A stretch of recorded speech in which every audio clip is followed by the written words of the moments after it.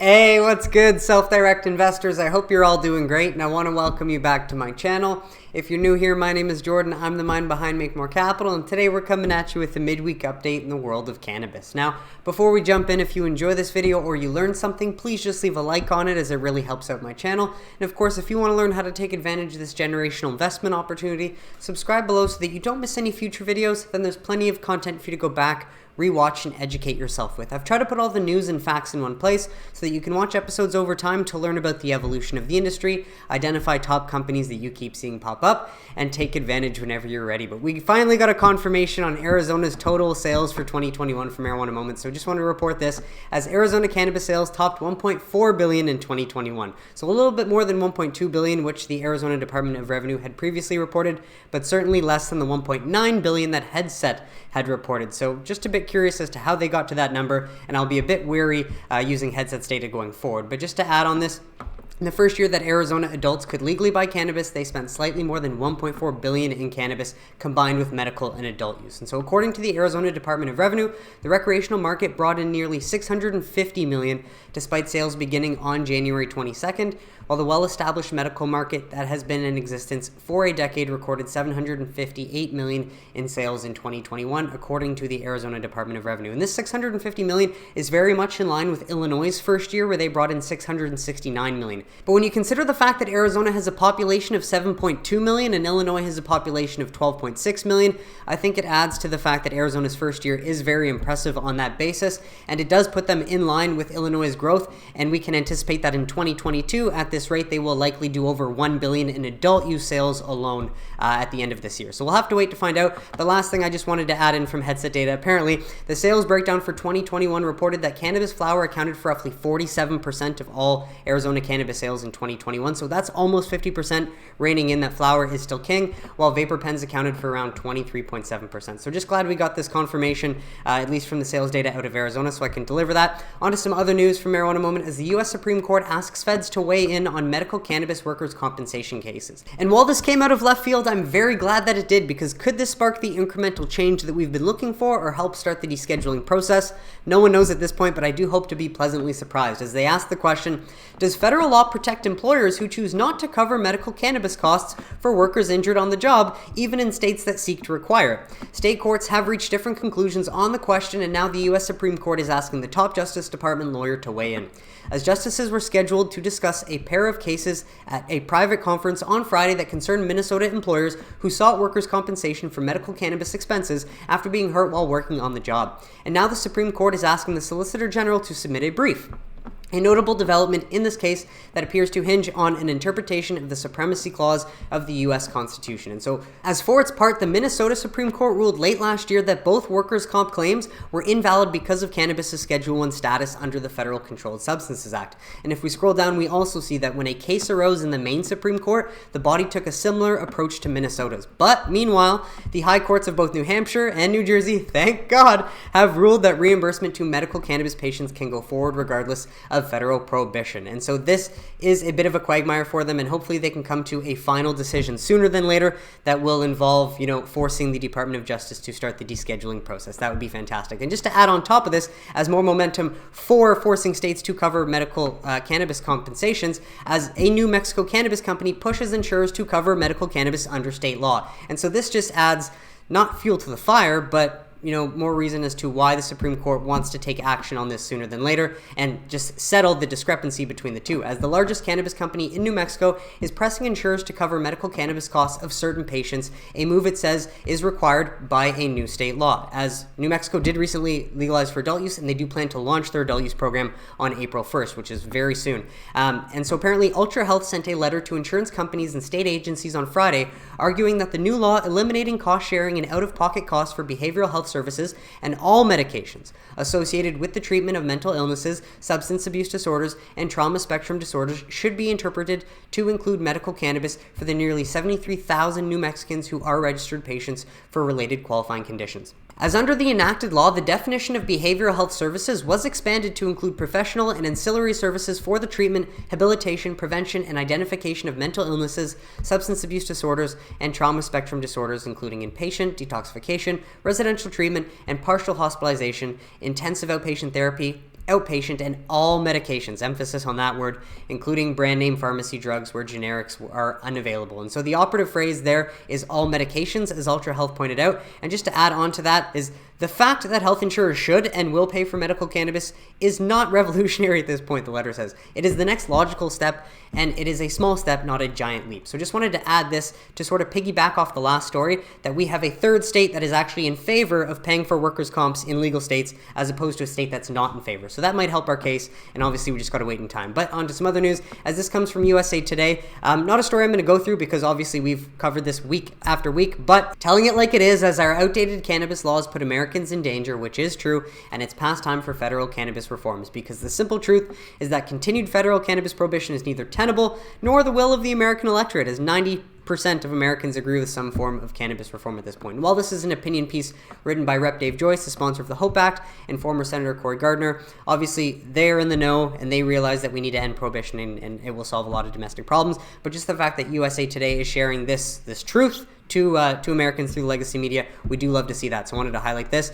While we move on to this tweet from Kim Rivers, as she says, "Thank you, American Bankers Association and Bankers Press, for using your voice to advocate for safe banking," as obviously the pressure is being put on, and we can see that today at the American Bankers Association, Bankers Press called for the passage of Safe Banking Act, which would end the dangerous legal limbo over cannabis banking in states where it's legal. And so we'll just play the quote, or play the clip. "We're pushing hard to get the strongly bipartisan Safe Banking Act signed into law, because it makes no sense for banks to be prohibited from serving the cannabis industry in states where it's been legalized in some form. Fact.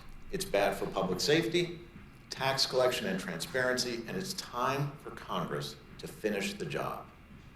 It really is time for Congress to actually do their job and get something done, as it's been a while. And so just wanted to scroll down to share this one from Shompzilla. So thank you, Shomps, for sharing the top 10 U.S. multi-state operators with a total projected $9.28 billion in revenue, likely all in cash, that's going to be coming in 2022. And so this is a snippet from a new Cannabis Ventures article, and I'll put the link below if you just want to reference it under this link from Twitter. But basically, it has the Tier 1 MSOs, all which are projected to do over $1 billion in revenue in 2022, and then the Tier 2 MSOs, which will do less than $1 billion, but still see significant growth from 2021.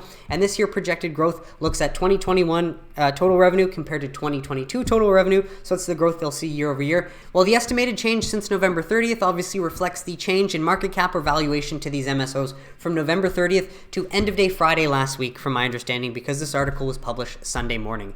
And while holding from February 10th to November 30th would have been extremely difficult, especially if you're new to the industry or don't have much experience in investing or weren't prepared to hold through falling prices. I think the good news is that from November 30th to now highlights that this industry has stabilized a bit and we may have found bottom, especially considering the fact the overall market has seen, either the same sort of decline or a little bit more of a decline. And so going forward, that does make me optimistic that we have seen the worst and that things are only going to get better going forward. While the momentum is building, there is still a lot of prohibitionist stupidity. So just wanted to reference this as a prime example from a Wall Street Journal article titled "Push to Relax Cannabis Laws Hits a Roadblock." And so while intellectuals like to think they're smart, here's a prime example of an intellectual thinking he's smart, but really showing how stupid he is. As he says, "I can definitely see the Biden administration looking at rising crime rates and think it would be a messaging mistake to begin to talk about decriminalization of cannabis, about pardons and record expungements," said John Hudak, a senior fellow at the Brookings Institution who studies cannabis policy.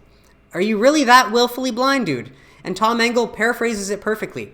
"I can totally see how doing something the president publicly pledged to do just before going on to win a national election, and which is still supported by a supermajority of American voters, is politically dangerous." Oh, well said, Tom, and I think you're giving him a little too much credit here. But I also just want to take this time to say thank you, Tom Engel, for all you do at Marijuana Moment, and wish Tom Engel a very happy birthday, because yesterday he tweeted that tomorrow I'm turning 40, which would make today his birthday. And so with that, I just wanted to use my platform to say thank you, Tom, for the work you do, and happy birthday, because without Marijuana Moment, this channel wouldn't flow as easily. And so just one more story from Tom Engel, again highlighting some of the stupidity in the bureaucracy.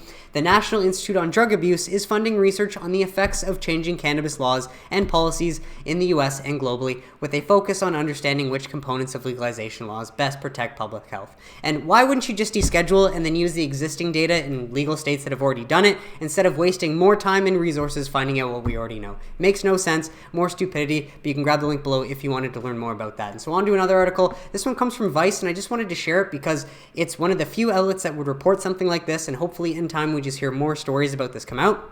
but saying it gave me my life back. We spoke to people treating long COVID with cannabis, and there's currently no verified treatment for the millions of COVID long haulers around the world, but cannabis extracts are showing early promise. And so it's a very interesting article. I'd recommend checking it out if you want to learn more about this, but this is the sort of news that we do need to get out there, and hopefully in time that will be the case. But thank you, Vice, for having the courage to actually publish this story. And so on to some MSOs. Actually, the only news from an MSO this short week as Trulieve announces exclusive partnership with Khalifa Kush, much like Cresco has in California. And so announcing exclusive partnership with multi-platinum selling recording artist was Khalifa's brand Khalifa Kush, as through the agreement, Trulieve becomes the exclusive producer, processor, and retailer of Khalifa Kush branded products in Florida and other Northeast markets beginning in the summer. So not only just exclusive to Florida, but other Northeast markets. So that's a big win for Trulieve, as we're excited to partner with the undisputed leader in the Florida market, said was Khalifa, as Trulieve's dedication to working with the community and creating an amazing customer experience perfectly lines up with our brand values, making them a great fit for our first expansion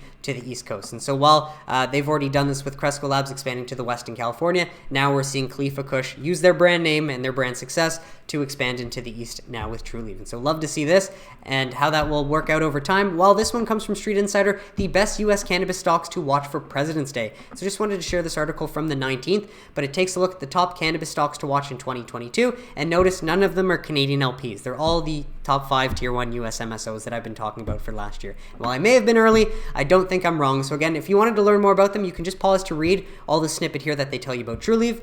You can pause to read here more about Green Thumb if you'd like. Then Verano, you can pause to read more information about them. Curaleaf Holdings, you can pause to read.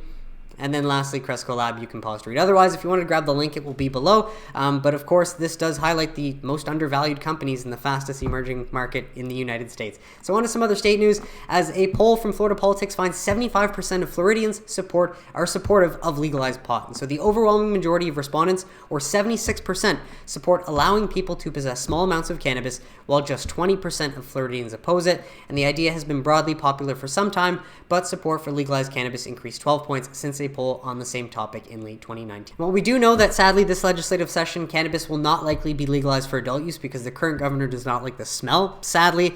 The good news is that incoming candidates running for governor do plan to push for adult use legalization at some point. And so while Florida is just a very successful and competitive medical market at this point, the day that the adult use market gets unlocked, that is going to be a wonderful day for the cannabis industry and for the citizens of Florida. While we have this news out of New York from Marijuana Moment, as New York governor signs bill to let hemp farmers start growing adult use cannabis while promoting equity. So this is a small step in the right direction out of New York. And it does not do much, but the aim is to simultaneously expedite the process of standing up New York's adult use market while supporting efforts to reach ambitious equity goals with respect to cannabis business participation. So just wanted to share this update. Obviously, New York still has a long way to go, but it is good to see that at least this new governor is taking steps in the right direction to help this market launch sooner than later, unlike New Jersey. While out of Minnesota, this comes from MJ Biz Daily, as Minnesota's medical cannabis market is poised for big growth for the new MSOs in the state, as 2 Illinois-based multi-state operators like Green Thumb Industries and Verano Holdings have acquired or are acquiring the only 2 vertical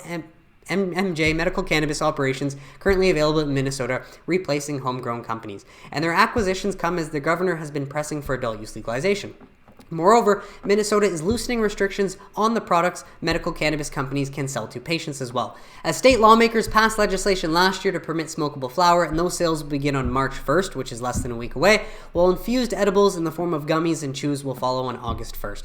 While the MJ Biz Factbook projected that medical cannabis sales in Minnesota could reach as much as $100 million this year and $120 million by 2025. So there's a little graph to show you what they mean by that, and obviously if they legalize for adult use, that will help drive the total sales to a much larger number even faster. And so this one comes out of West Virginia, the Times, as medical cannabis dispensaries continue to open in the Mountain State. And while this is a state that is far less competitive and many MSOs are not even bothering trying to get into, it is worth bringing awareness to the fact that they are becoming more friendly towards cannabis. As although Governor Jim Justice signed a bill making cannabis legal for medical use in West Virginia in April 2017, there are fewer than 5,000 medical cannabis patients in the Mountain State. And that's just a damn tragedy considering the opiate epidemic, as the state's Office of Medical Cannabis held public registration events at 2 Trulieve medical cannabis dispensary locations in Weston and Morgantown late last November. Since then, many new dispensaries have opened around the state, and these events were very successful, Director of the Office of Medical Cannabis Jason Frames said.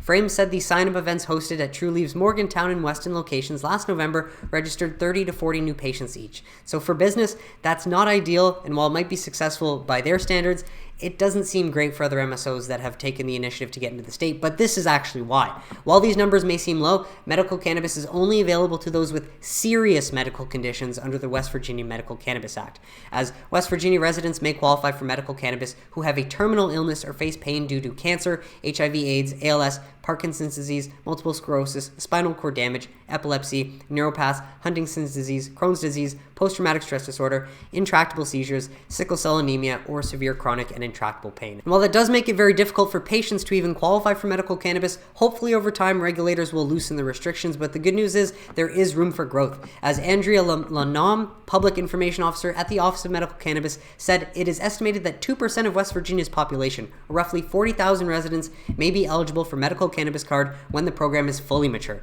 So the Office of Medical Cannabis expects the permitted medical cannabis industry to mature alongside growing access to patients from across the state. And so while still very early in the state, just wanted to provide this update as we do not hear from West Virginia as often as others. And lastly, I wanted to share this very informative segment from Breaking Points with Crystal and Segar. It's not a show that I watch frequently, but I did find this as it relates to cannabis, and they talk about how big business is trying to rig the legal cannabis market. And obviously, the more time I spend in this, the more I learn and the more pieces of the puzzle I can sort of put together. And while this may be true, it's not something that we can control as individual self-direct investors that are really just looking for undervalued assets that are actually trying to change the status quo for the better. And what we want to do is just buy them when they're cheap and then sell them in the future when they are way overpriced so that we can benefit ourselves, our families, and give back to our communities in the best way that we know. But if you are new to the space, I would recommend watching this because it's very educational and it brings us back to 2014 when this industry sort of started, and it gives you a better idea of the bigger picture, where we are and where this is going in time. But that is it for today's episode, folks. I want to thank you so much for tuning in, and I really hope you got some value out of it. What did you think of the stories mentioned? Let me know in the comments if you have any questions or suggestions, and I'd be happy to address them. But besides that, if you enjoyed this video and you learned something, please just leave a like on it, subscribe below if you don't want to miss any future videos, and I will catch you on Sunday for This Week in Cannabis Investing News. Have a great week, everybody.